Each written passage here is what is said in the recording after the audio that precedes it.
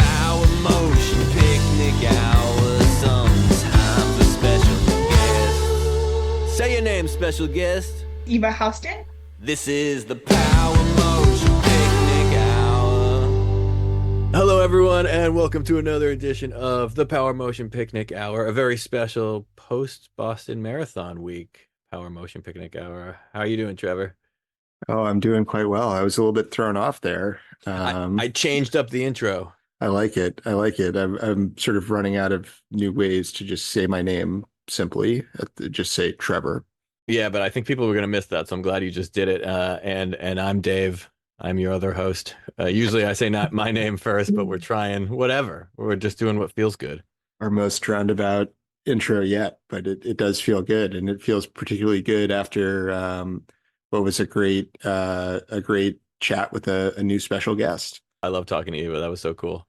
Absolutely, yeah. And when she was, or I guess I had prompted the question, which is something I usually try not to do, ask special guests about their experience with like other sort of like, famous athletes and stuff, because I want the interview to be about them, of course. They're the special guest this week, at least. They're the special guest, but was curious what it, because she does, she's on the same team as people like Tatyana McFadden and just like some of the legends of the sport, and it got me thinking about sort of, do you remember that David Bowie, like back early 2000s, watching Arcade Fire was like it was like watching a young version of me, and I don't know if it exactly played out that way for Win Butler, but is that what he said? I remember that video of David Bowie playing with Arcade Fire, playing the song "Wake Up," I think. Yeah. And I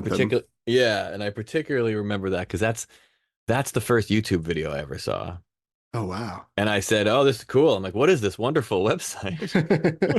and that was a really great moment. Great website.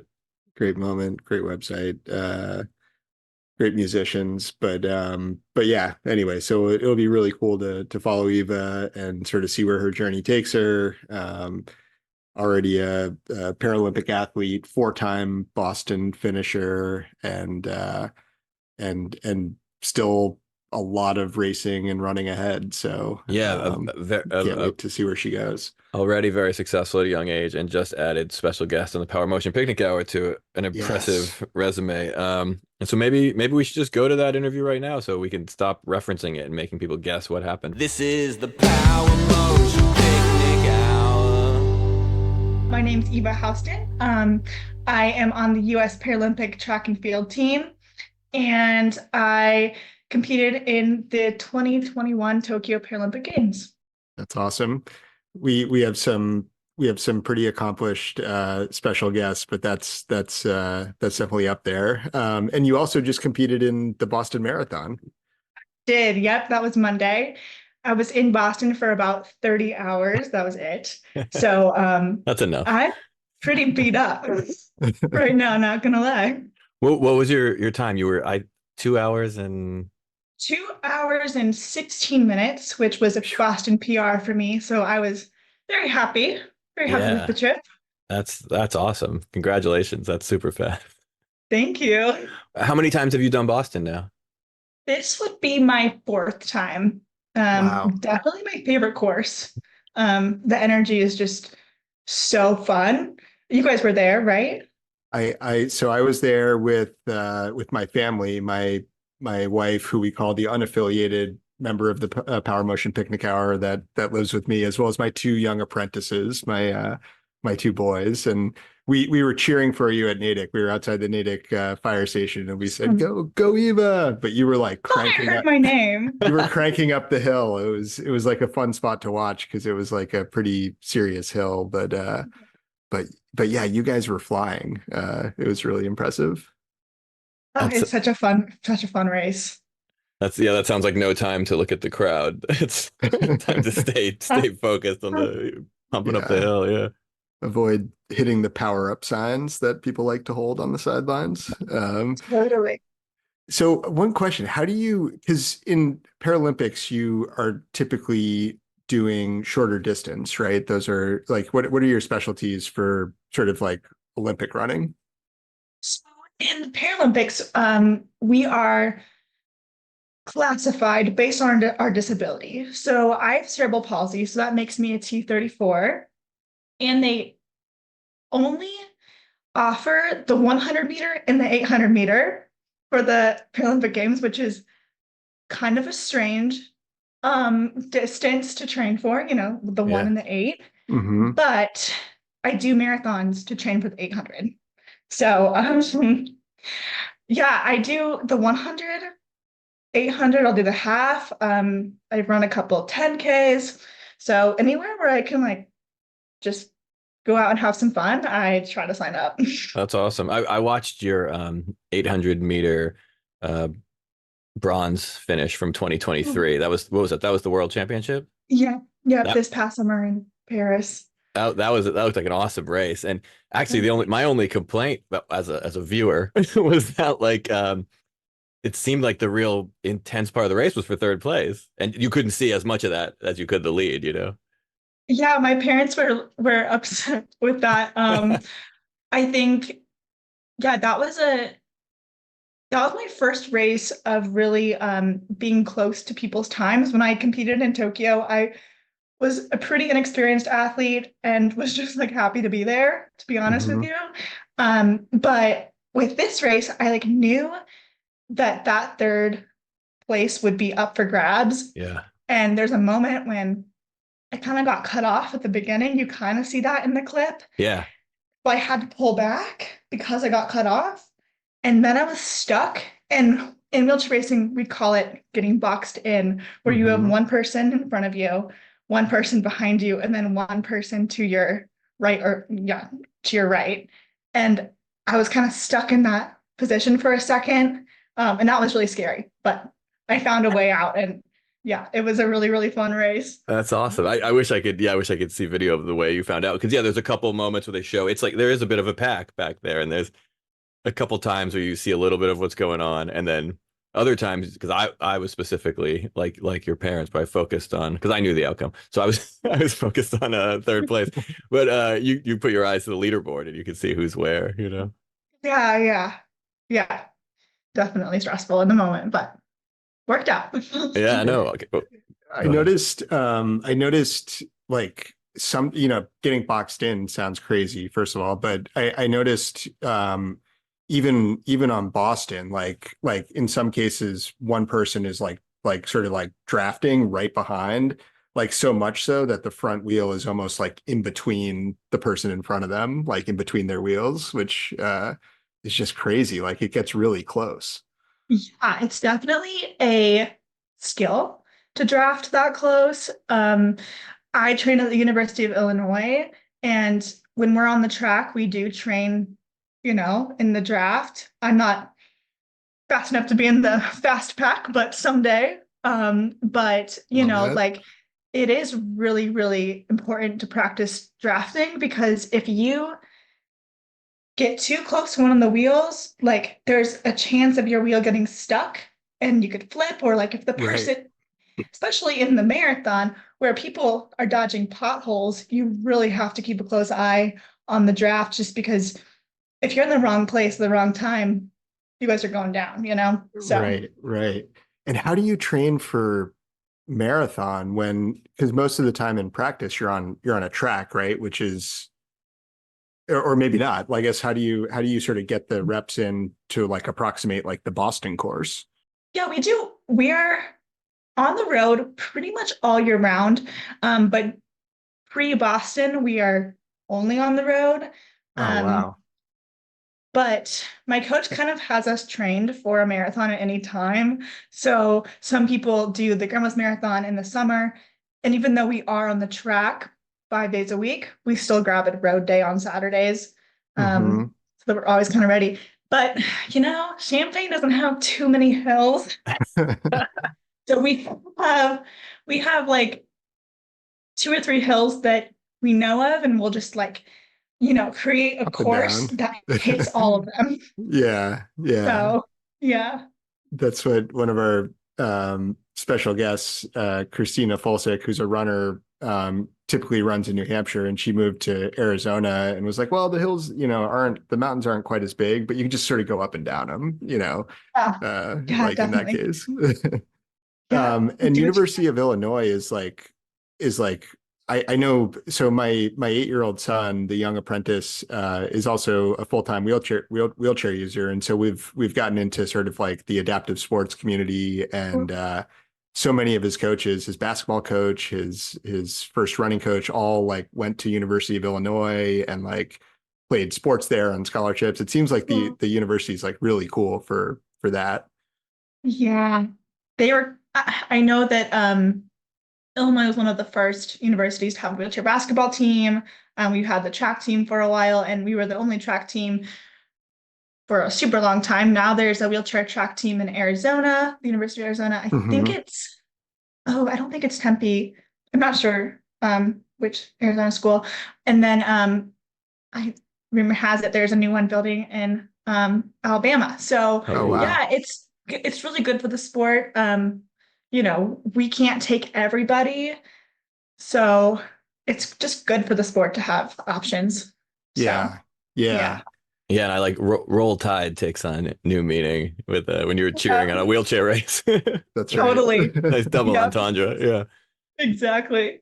And actually, on that note, could I ask you a question about sort of language? So, like with my son, like pretty early on, we decided like the terms like walking and running would just like own those, right? It's just like okay, like it just means different speeds, right? But I like there's some sensitivity I think in the community around like yeah, using an appropriate word like rolling or something like that. Like, what's your take? I definitely say walking and running too. Like if I go for a walk in the neighborhood, I find it odd to say like I'm going for a push. My dad will Right, say that right. because he's a goofball, but I find that like I also say run. Um or like I'm racing, even Yeah. though, I don't know, but I think that running feels the most natural. I know I remember hearing um an interview with Tatyana McFadden, and she said the same thing where it's like I like own that word, like you were saying. Hmm. So yeah, I think that's fine. I know I agree with you. Like some people do um feel sensitive to those words, but I don't have a problem with them. So Well, that's cool. Yeah, I mean, it's just I guess it's a personal perspective, right? Different people sure, feel yeah. differently, but like but yeah, that's cool. I mean, we on even sort of like a lot of our podcast is about celebrating like all types of running, right? Distances, styles, like a lot of the running, what I call running is like to an outsider might look like walking, let's say, sort of on like long runs through the mountains. Like, Yeah. it's not like I'm sprinting up, Sure. hills or anything Yeah. like that. The pro runners are maybe, but certainly not me. But it's all running, right?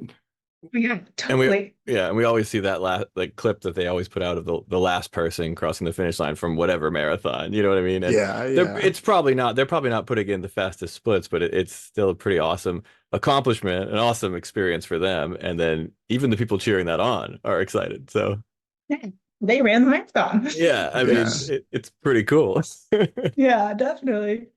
And Yeah. I was just gonna say, Dave just finished the LA marathon, his second Oh, marathon. I have not run a marathon. what month Yeah. is that? What was that? What month was the LA marathon? It was March this year. It was St. Patrick's Okay, Day. It was fun. That's early. I recommend it. If you're looking to switch things up, it was like I think there was 25,000 participants total. Um, it I think it was a good size. The last one I had done, which was my first one, was Providence, Rhode Island, which was nice, but very small event. Um, but Um, LA was great, and this time, speaking of hills and hill training, I properly trained for hills, which I didn't do my first time around. ask what's the terrain like? I think it's like decently hilly, but like honestly, I mostly trained running in Central Park, which is really hilly. Yeah, I live in Manhattan. hilly, It- hilly, Central Park. yeah, so I trained so much running full laps. There's a 6.2 mile lap. I did like loop, and I did tons of laps of that. And so honestly, Yeah. I felt fine once I hit hills in the marathon. Oh, that's great. Yeah, Central Park. my first time that loop, I was like, I can't race tomorrow. Oh yeah, and like It's a big loop. it's a big Yeah. loop, and it's like parts of it seem whatever, like little hills, but then you get to the northern part, and then there's this long, when you get to the very top of the hill, there's this long gradual downhill, but then the uphill portion of that is way less gradual. Uh, the downhills are scary. My first time going down Oh them, yeah. Yeah. you're turning down a hill. I was like, oh my gosh, if this is just one part of the park, I'm gonna die in the half marathon. Oh yeah, I didn't think about that. And at the top, the northern part of the park, that what I called like a gradual downhill, it has a really sharp turn about halfway down it. Yeah. Yeah. Yeah. I mean, Yeah. anybody who just watched Boston, Marcel in the men's division, right? Marcel Hughes like took a spill on a corner just going too Yeah, fast, right? Because He some of the yeah. corners are like 90 degrees, right? They're just a full hard turn. Yeah, I can't remember like all the miles blend together, but I do remember either mile 16 or 17, there's a sharp downhill, and then you're like, you have to turn and there's train tracks. So it's like so much going on. Um, but my favorite hill, I don't know what mile this was, but I was really fearful that there was a turn, and then I saw just a straight uphill, and I was like, okay, I'm gonna go as fast as I can because I don't have to stop. Yeah. So that was fun. Wow, that's a nice rare moment when the uphill is you're glad it's there. Oh yeah, but I mean Boston, right, has so many streets with whatever, the trolley tracks and all sorts of old Yeah. roads. I can imagine there's all sorts of unexpected things popping up. Definitely. Yeah. It's Gotta bring a spare crazy. tire. Even like so my son, we do adaptive sports New England, and they will get different tracks to sort of like do practice at.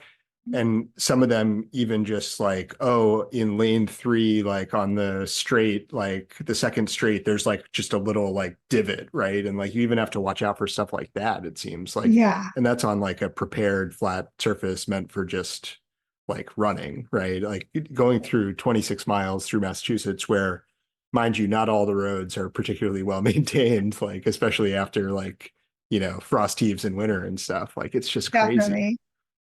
Yeah. Yeah. They do a remarkable job. But even then, yeah, like just really you can't avoid it. But Like, do they yeah. do actual like actually that as I was saying it, I was like, oh, I wonder if there's like if they take better care of the marathon route, like just out of Like courtesy. a road right next to it is Yeah, neglected, but the marathon route is they do okay on it. they do okay. Yeah. Yeah, yeah. I don't know. Well, we'll have somebody fact check that for us, but We'll reach out to the governor. yeah, There we go. yeah.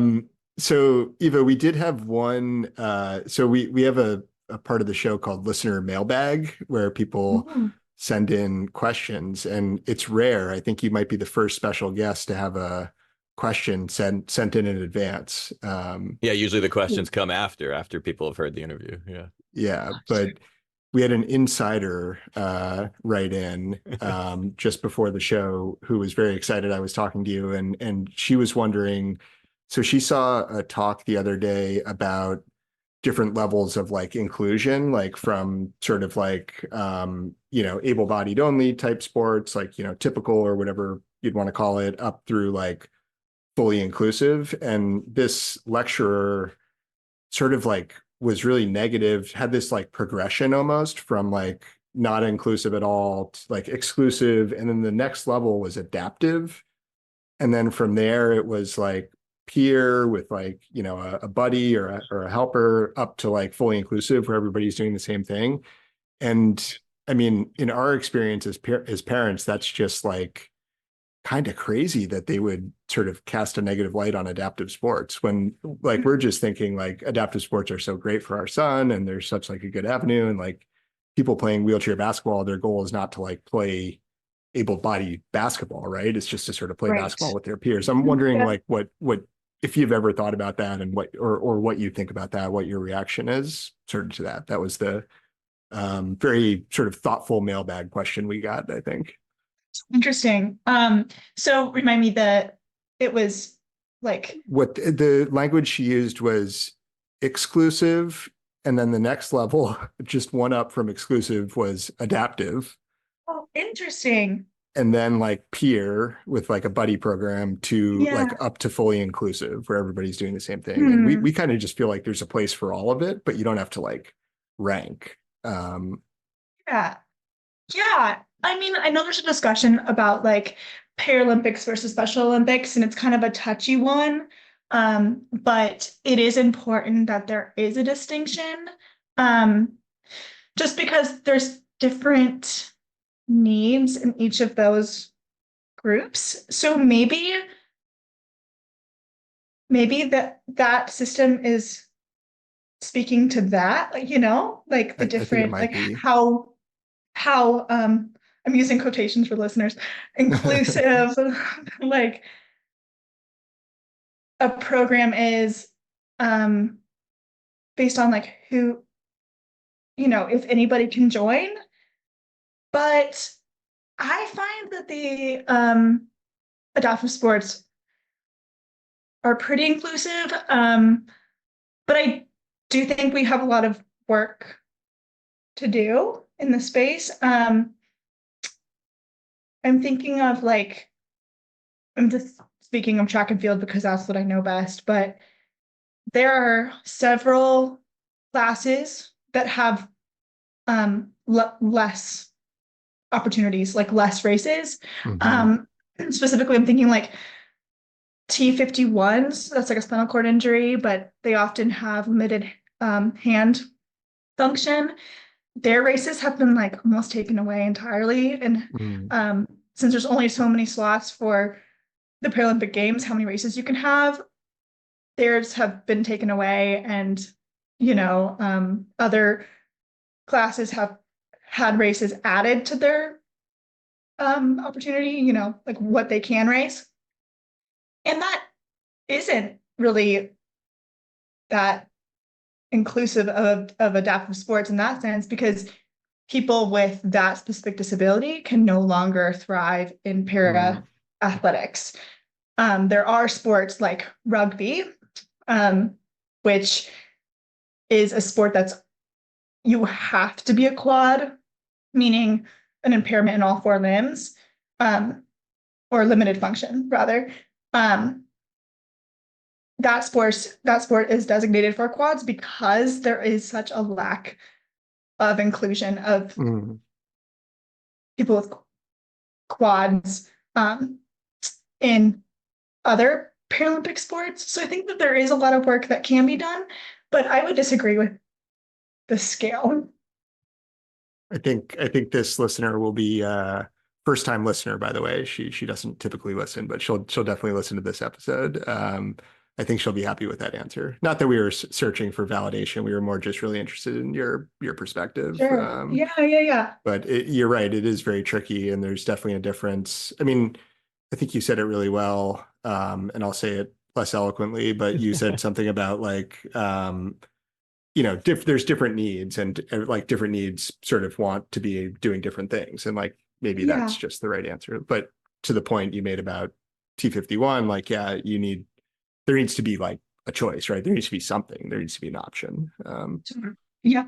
You almost Yeah. Yeah. quoted Karl Marx there, Trevor, I think. Which I'm not saying with any judgment as a positive or a negative. I'm just putting it out there before the fact checkers get us in the mailbag about it. We probably both just pulled it from the ether somewhere. Yeah, Um, you and him, same. yeah, same thing. Yeah, yeah. Oh, very cool. Yeah, I like that answer too. That was a tricky question that I had trouble That, even that following. that might have been our toughest question ever to be received by Yeah, the mailbag. I know that was Yeah. not a Love softball. it. Yeah. Some of our Love it. questions, yeah, some of our mailbag is like somebody sends us a video of like the people trying to like run at a marathon pace and they like crash on Yeah, like the giant like bouncy treadmill. That's like a more typical mailbag entry. yeah. That one's easier. It doesn't even really require any kind of logical answer. You can just say sweet. All right, I'm gonna you mentioned your father earlier, and when I was doing some research for this, I think I saw a video of him and you. Were you in the high school marching band? I was. I was in the high Yep. school marching band, so I liked that. Awesome. What'd you play? I played the drums. So Cool. yeah, so I did first year in high school on quad toms and then 3 years on the snare. Oh, very cool. I played drums for a year when I was 10. My Sweet. teacher quit, so I had to switch to the trumpet, but that's okay. Yeah. Trumpet's cool. Definitely. Did you? Yeah. So I was in the marching band, and my dad, he is a very big band nerd. He was in drum Oh, corps. nice. He was in his Nice. 20s and pretty obsessed. So when I came to him, I'm his only kid, so I kind of get what I want. The And system I went, works. yes, I came to him and I said, listen, I want to be in the marching band, but I don't want to play on the sidelines. And that's the option that everybody can think of Right. as Yeah. a student who uses a wheelchair. Like, that's just what happens. And I said, what if, since you know how to march and I know how to play, you push me in the marching band? And he said yes, which is crazy, meaning that he had to come to every marching band practice 5 days Yeah. a week. So he like took off work. Like it was Uh, absolutely insane that he said that's yes. awesome. Yeah, But that's a it lot of was, marching to memorize. Yeah. yes, the best 4 years. We had so much fun together. Oh, that's That's amazing. That's awesome. so cool. Yeah, I loved it when I saw that video. And also I was excited that it gave me a chance to bring up marching band because Oh yeah. I loved my experience, my 4 years in the marching bands. And we never get to bring, they never comes up here. So Sure. Yep. it's So fun. barely relevant, although it is, I mean, right, we were talking about our like large net that we cast for what's running. Is marching band Yeah. running? Oh, it's a sport, if not running. It's hard work. Glad We'll, I'm glad we'll we'll we'll call it running. we'll call it running. Yeah, we'll put it. It's a Why not? category of running. Why not? Okay. Yeah, Yeah. yeah. Frustrating. I don't think we've excluded anything yet. So like why would we I start love it. now? Yeah, let's not start now. So, you're also going to Paris this year, correct? Trials for the Paralympic Games are in Florida this year in July, and that will be trials to see who qualifies for that for the Paralympic Games this summer. So I have a couple months to train for that, but that'll be really fun.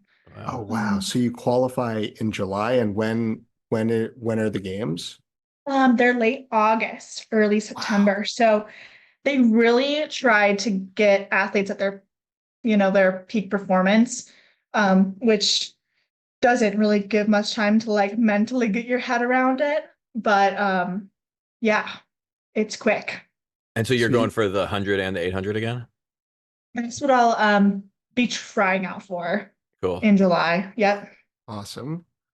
And you like, so you've raced against and with at this point some of like the greats, right? You mentioned Tatyana earlier and like Sue Scaroni. Like tell us what it's like sort of racing alongside like these legends. So they're not in my classification, so I don't Oh, okay. um like race against them on the track, but I do train with Susanna every day and Tatyana. If I don't see her I see her at marathons and stuff. She doesn't live in Illinois Hmm. anymore, but it's such a crazy experience. When I was a freshman at Illinois, I so scared. I didn't really know that much about racing.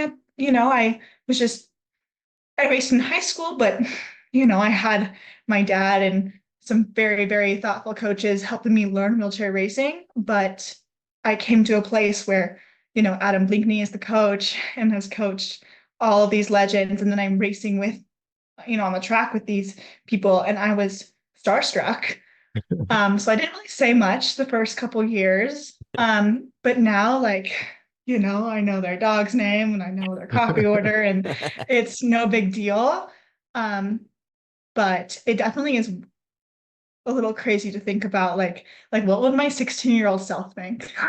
Yeah. Well, the winner of the 800 in 2023, the one you did, I can't remember her name now. She had a really awesome, really British name.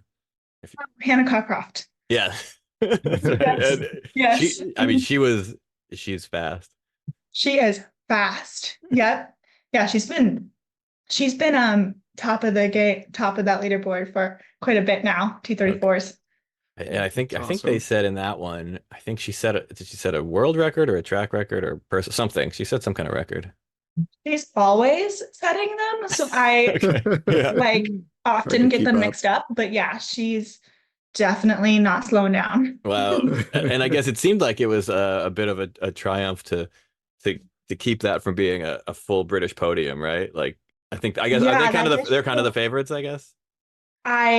I think it was like kind of up in the air, and I just don't think that people knew what to expect. Like I think that was kind of wild card because Hmm. I hadn't been to, any international races that year besides world championships. So yeah, we were like, how is this gonna stack up? Like we really Yeah. didn't. Yeah. So yeah, but it did feel good. I was like, okay, we got USA on there. Yeah. Yeah, no, to see you there at the flag at the finish, that was pretty Yeah. exciting. I can't even imagine Well, what that feels like. I Yeah. yeah, it was a crazy feeling. I remember not being able to sleep that night. And then my parents called like wanting to chat. And I was like, I really can't. Like, I don't know how to talk about what just happened. So I'm gonna have to call you later. Oh, that's amazing. Yeah. That's really cool. Yeah, and even as I was like asking about sort of racing alongside these legends, I realized like maybe you're on that path, right? Maybe you're the next generation, right? Which is really cool. Like you'll be sort of on the other side of that at some point, potentially. Oh yeah, oh, that would be a dream. That's awesome. That's awesome. Um, let's see. And so I did have a question too. So it looked from your Instagram like you're also sort of an advocate for trans inclusion in sport. And can you talk a little bit about sort of that? Uh, um, so I joined a running group called Queers, stands for Queer Running Society. Um, and our main goal with that is just to make running an inclusive space. And I think that my partner is non-binary, and we often talk about this all the time, like the similarities of having a disability and being gender non-conforming, how similar our lives growing up were. Like bathrooms aren't made for us. Um, like there's so many similarities where like people don't really know how to speak about um transgender issues or disability issues. So we often like kind of just weren't talked to about those things, and you kind of just feel isolated. Um, and that part of you feels invisible. So I definitely wanted to uplift trans and non-binary runners, which is why when I was asked to join that queer running society, I jumped on that. Um, it's still like a group that's in the making, so I'm hoping that some more cool opportunities come from that group. But yeah, for now I'm just like an athlete ambassador, and try to show up where I can when I can. That's awesome. That's very cool. And it's cool. I mean, I think for a lot of areas we're at like, new, I don't know, a new period of awareness for a lot of things. So it's also cool to see where things are going to go in the next few years, right? Where people are being more intentional and more conscious about things. And Yeah, that's exciting, and totally. a lot I've seen, I do all these New York Road Runners races in New York, and for instance, they have a non-binary category, which is pretty great and fits in perfectly with running. Yeah, it's amazing. I think like when the initial meetings of queers, we were kind of talking about like, oh, how cool is it that I think Chicago was the first um major marathon to have a non-binary division. I can't remember what year that was. It was recent. Yeah. That's And crazy, then but now yeah. it seems like all these other races are being more mindful of that. And I think that it's the same with adaptive sports. Like as soon as one major marathon kind of increases their adaptive podium winning salary, whatever it's called, Hmm. all the other marathons kind of, take note and they follow. So you just need one person or you need one group to take the lead and the rest kind of follow. So it's just important to like kind of get your foot in the door and like Mhm. be firm, because it leads to all this other great change. So yeah, it's Yeah. been so great to see. Yeah, and I think with a lot of stuff like, I mean, a lot of stuff like this in general, it's not that people are not that people are against it. It's like someone has it and everyone's like, "Oh yeah, that's a great idea. I never thought about that." Yeah, yeah. Oh wow, it's easy. Yeah. Oh, yeah. I agree with that. I never even realized this was an issue, but and Yep, Right, and right. and that's why I think, yeah, totally. having the one person, let's say, who has the idea or makes the change or does the Yeah, inclusion, then Yeah. yeah, totally. yeah, And that's why like visibility and just awareness are so important, right? Because you can't that's I mean, I'll say this with some caution, but like you can't really blame people in a lot of cases for not knowing something that they like didn't know about, right? And Totally. a lot of it has some systemic sort of underpinning, like, well, people have just been Yeah. excluded and left sort of out of the line of sight. So, that's the problem. But like, Yep. but yeah, it's good, like to that point that when people become aware, it's like, oh, well, yeah, let's do this immediately, right? Like we didn't even know. Like, yeah. Oh yeah, great Yeah. idea. yeah, yeah. Yeah. Yeah. I always welcome questions, like I have friends ask, like, don't you get tired of like people coming up to to you in the airport and asking, like, what's that bike? Like, why do you have a bike with you? You're like, well, I mean, if I'm tired, yes, it's annoying, but Sure. usually I'm excited to like explain wheelchair racing to one more person in the world, and hopefully they watch the Paralympics, and like viewer ratings go up. Like anytime we can just increase the awareness of Paralympic sport is a win, I think. So I will answer anybody's questions about No, my bike. no matter how jet Wheel. lagged you are, and yeah, Yes. Yeah, yeah. that's great. Well, we'll do our best to proliferate this through our 25 plus person listening community as well. Hey, Perfect. yeah, Yeah. Maybe that's more, maybe more. who knows? I think it's way more. We'll see. We'll check the analytics We'll afterwards, and, see. and we'll issue a correction next week. Every day it's more. Every day Yeah. it's more. We're running low on time, so I did want to ask you, do you know the song Champaign, Illinois by Old 97s? The bottom line's been snorted. The bottom card's been dealt. No one knows like you know right now how truly bad it felt. I do not. All your life you Well, wasted. I recommend it. Okay. That's what I think of when I think of Champaign, Illinois. And now I guess I also think of adaptive sports. Well, I Awesome. didn't know I'll add it to my playlists, my Yeah, running playlist, maybe. and maybe follow up and let us know if it works as a running song, because that's something we do Okay, on yeah, this I show. definitely. Sometimes we review songs not for whether they're good songs, but whether they run or not. Oh, I like that. I like that distinction. Yeah, that's important. Yeah, and if that's what you're Very using it important. for, that's more relevant than whether it's a good song or not. Totally. Yep. Agreed. And then I did want to say I appreciate how you pronounce your last name. Yes. In New York, Yep. I'm fine. In New York, I'm fine. Everywhere else, they like correct me, which is okay. Yeah, it's fine. Whatever. They can do what they want. But in New York, I think I can Yeah. say I speak for all 9 million of us. Uh, we appreciate Oh, I it. love it. So we are getting low on time. So I guess do you have any closing thoughts or final things you'd like to leave our listeners with? Let's watch the Paralympic Games Nice. Yes. this summer. They happen about 30 days after the Olympics. They're really, really cool. You could watch goalball, which is for visually impaired athletes. That is the coolest sport I've ever seen. Anytime I see a goalball athlete, I like interrogate them with questions. Super cool. Highly recommend. Okay. Awesome. That sounds great. That's Yeah. very, very, very cool. Absolutely. And we'll be rooting you on, as will our listeners. And yeah, we'll be sort of like unofficially sponsoring you, which is something we like to Thank do, you sort of so much. claim Yeah. unofficial sponsorships. We'll be doing just- it and yeah. emotional sponsorship and then providing more coverage probably than most people because you've been on Thank the you show. so much. For sure. Yeah. Eva, Yeah.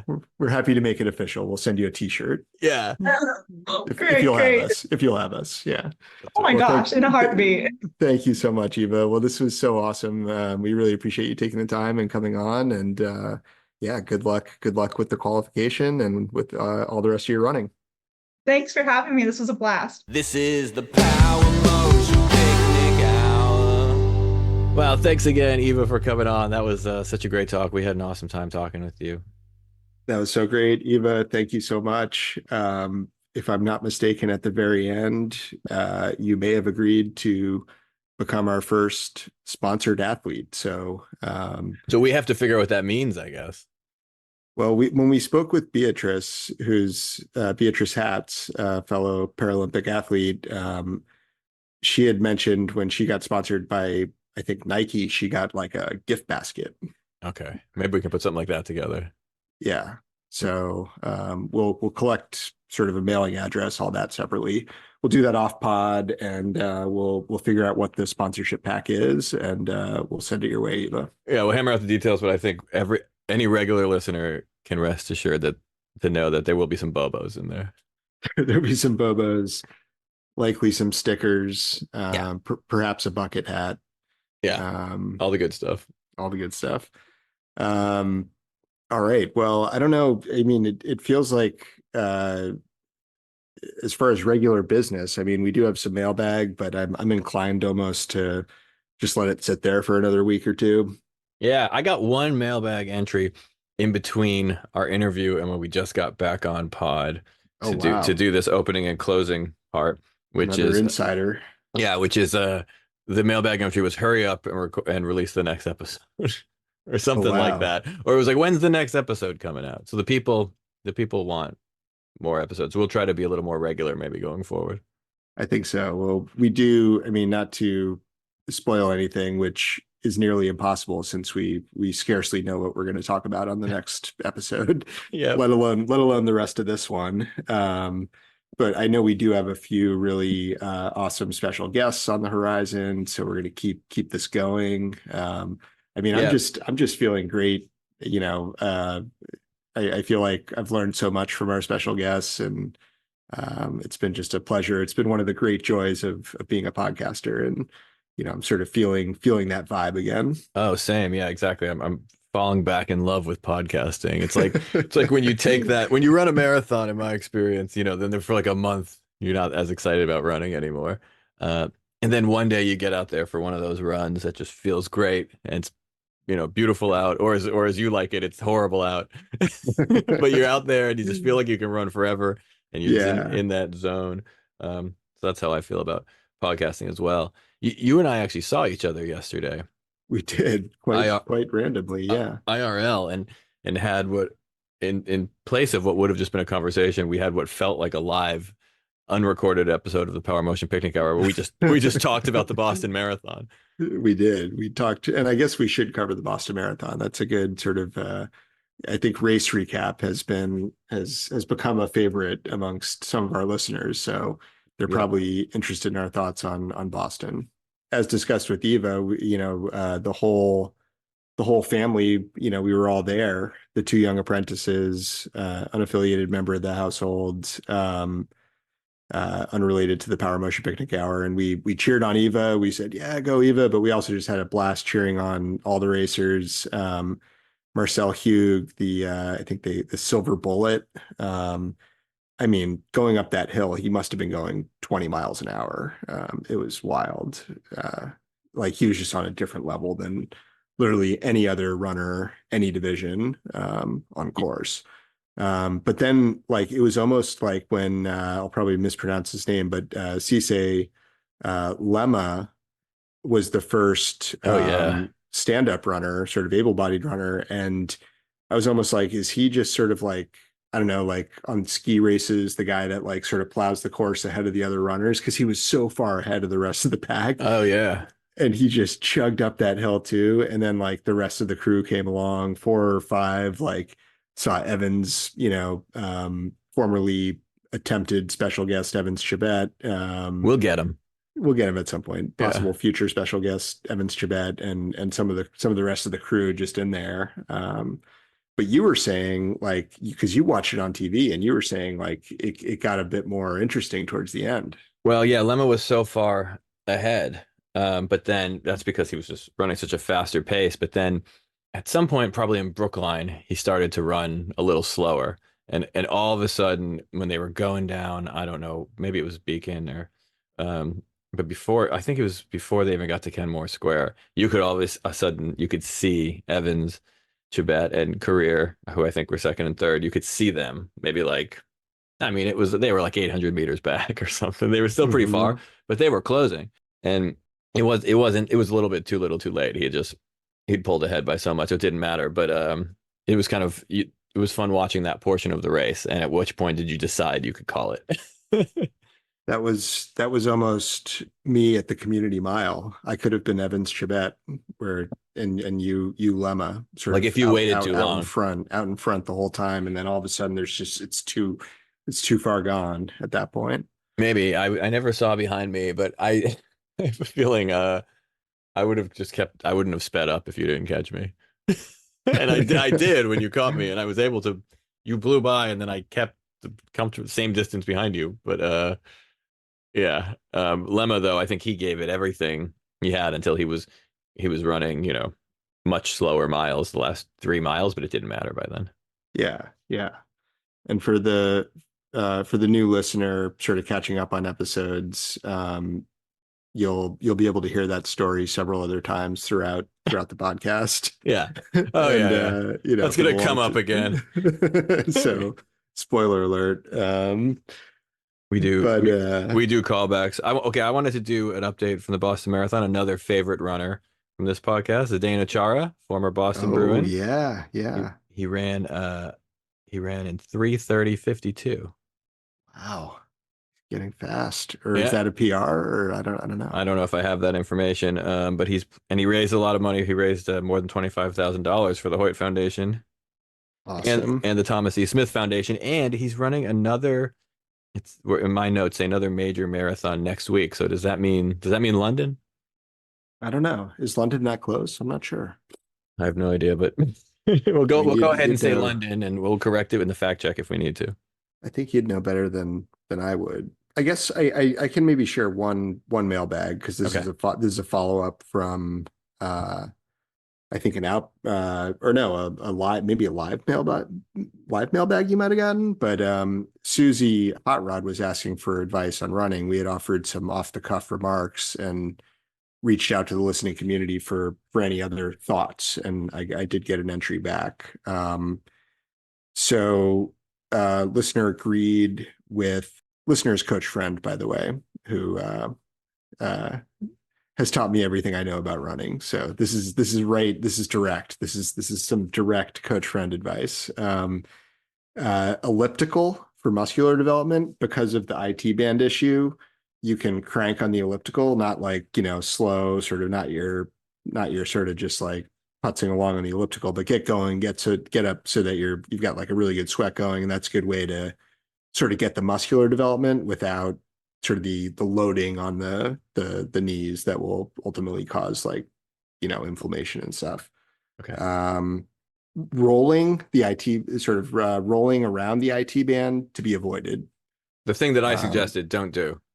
Yeah, that thing. Do rolling, just not on the IT band itself. Do it I see. Up around sort of the lower ab to hip area, interestingly. But that's how like all this stuff works in running, right? It's like, like my ankle's hurting. It's like, work your quad more. Yeah, exactly. Yeah. So TFL would be the area if Susie's interested. Okay. And sort of the last bit is engage the glutes. And sort of if skating has helped over the years, sort of develop some strong glutes, like running, just really try to focus on sort of engaging those, and that will also help take the stress off other areas of leg and lower body. Okay, can't wait to get this information to her. If she's not listening, we'll make sure to follow up to make sure she gets it. Yeah, and she is embarking on her final season of roller derby, she announced. Oh, wow. So this will be her 20th and final season. We'll have to maybe have her back at some point for a very special return episode. Agreed. One thing I did want to talk more about the Boston Marathon is, I think the women's race in the Boston Marathon was particularly compelling. And I don't know if a lot of us had the same experience watching, but it was a lot of deja vu like last year, right? Like watching American Emma Bates lead for so long. Except I remember last year looking at who ended up eventual champion this year and last year, Helen Obiri, seeing Mhm. her last year for I think the first time and being like, there's no way, like with that technique, she's gonna be able to sustain because she seems like, and I kind of love this about her, but it seems like she's doing everything you're not supposed to do. It's just she wastes so much motion, you know? She moves her Yeah. head so much, she swings her arms so much. I mean, her experiences as a shorter distance track athlete. So maybe that's less of a problem. And I guess it's not a problem in the marathon either. But Well, the only difference was this year I saw her doing that and I was like, yeah, she's gonna win. Last year I was like, she won't be able to keep that up this year. I'm like, I know who's winning this thing. Sorry, Emma. well, she's a data point in the ongoing debate about sort of the psychological uplift of things versus the physical reality. Power up signs being an example, this being another one. People talk about airplane wings and sort of, it's a something that in ultra running and trail running, when you're just getting like beat up and you're at your absolute worst, you should just like think about a physical expression of positivity, smile, do Yeah. some airplane arms, just do some stuff that will. I mean, I definitely have like when I'm feeling my best on a run, I'll definitely like, do a fist bump if I'm listening to some Oh music. I'll yeah. I'll do arms up in the air, Rocky style. I'll do whatever. I'll do whatever I feel. I like non-traditional technique. I always appreciated that as a kid when you'd see an athlete who did something that's technically incorrect. Because then when someone would criticize me about my poor form in any sport, I would just point to whoever and I'd be like, no, I do it like so and so, you know. Yeah. Like if somebody's like you're sitting too far back on your skis, I think it worked for Bodie Miller. It was Well, yeah. I'm a self-taught bassist, so what do you expect? Yeah, exactly. I didn't know there was a correct way to play the bass, but Yeah, I suppose in classical circles there are. I forgo musical theory for just raw feel. Yeah, In this case, just like a running, and you do a windmill here and there. I mean, this is our type of running. I mean, and yeah. I think to bring it back, Eva, expanded our minds and our perspective even further on running, and I think we even included marching band this episode too, so that was cool. Finally, finally, we Finally. worked marching band in it, and maybe we'll start doing callbacks to that as well. One more highlight for me, and I think this is important for us to call out on this show from this year's Boston Marathon was third place in the women's division was Edna Kiplagat, um, Oh, okay. a fortissimo runner. I think Edna Kiplagat Oh, is, I believe she's 43 years old or 44, but she's in the 40 through 44 age group, and she came in third. all right. We'll reach out to her. Yeah, I She's mean, unlikely to respond. current world. Much like Uda Pippig, she might not respond to our We'll request. we'll reach out to Uda Pippig again. She was my favorite and all of our in the Boston area's favorite marathon runner in the 90s. I mean, the whole city simultaneously fell in love with her. Uh, Yeah, yeah, but as a show that we celebrate many things, but we sure do wave the flag of Fortissimo running, and Edna yeah. Kiplagat is the current world champion Fortissimo runner, I think. That is amazing. Well, huge congratulations. Yeah, They were talking on the TV. Yes, this is something you miss being there live. It's exciting, but you don't get the facts. They were talking about the final three runners. O'Beary won last year. Sharon Lokedi, who came in second, won the year before. And then they were like Edna Kiplagat in third, like she won in like 2010 or something like that. wow. Yeah, and so she's still out there, and she was not far behind. What was she was like I don't know. Yeah, she's a minute and a half behind or something, but like not, she's ahead of everyone else. Well, you didn't need to criticize my sort of observational format, but we had fun too. No, I A was little making, slight on in yeah, I person. know. Be like, oh, well, you just didn't get the facts. We call it, yeah, it was a backhanded podcasting compliment. Don't you damn me with praise. You guys are out there having a good time, yucking it up, screaming with the Wellesley girls. I mean, the youngest apprentice got to go in a fire truck for Christ's sake. What? Oh, I Yeah. mean, for a young apprentice, that's better than winning the Boston Marathon. I mean, I don't know if the Natick Fire Department technically sanctions this maneuver, but every year since, I don't know, 2000, uh, 18, maybe, at least for several years until COVID, we would just roll up to the Natick Fire Department, roll through it from the back parking lot where there's always an accessible space, and then just be greeted by firefighters who are super nice and like, oh yeah, come on through, and like, just post up by the hill there. That's awesome. That's their spot. Yeah, that beats getting any kind of inside information. I mean, yeah, that's soul watching. Yeah, you can't top that. Yeah, out in the sun. No idea what's going on. Just yeah, yeah, is that the race? Cool. Just blissful ignorance. Great. I love it. Yeah, we celebrate that here as well, I think.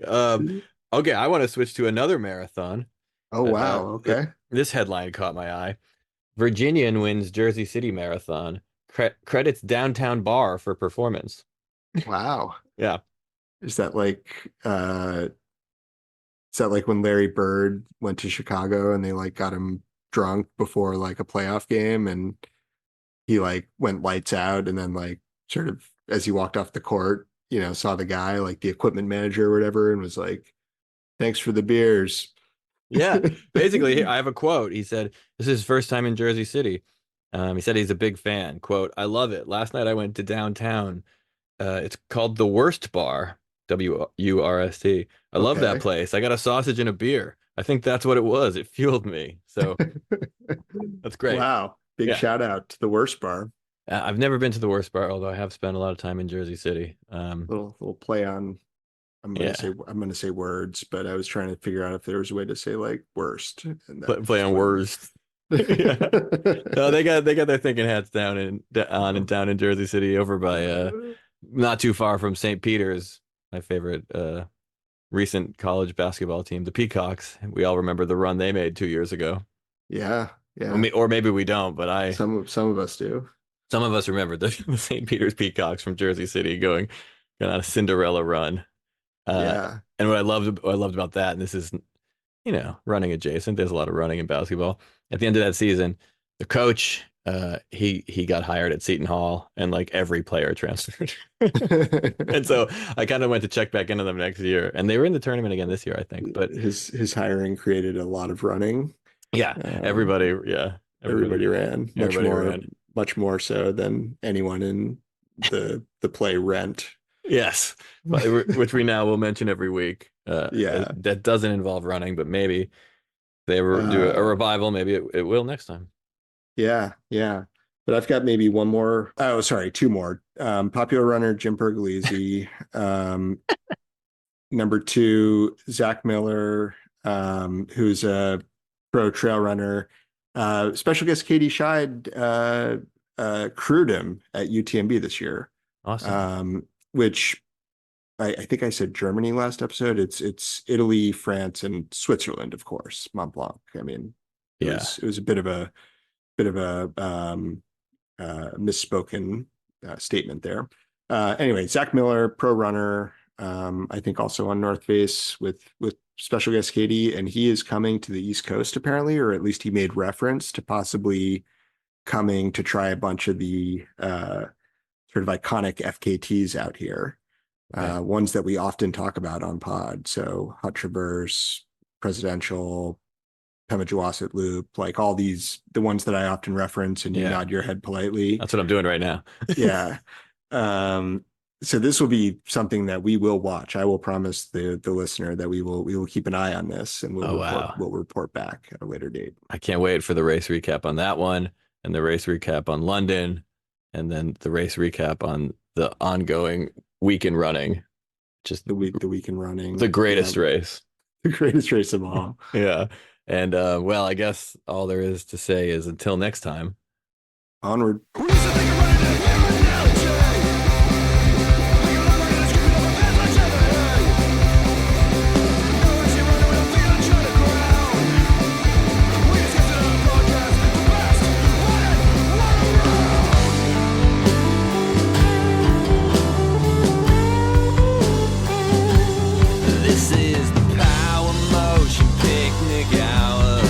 Your favorite of the few, with a mile of the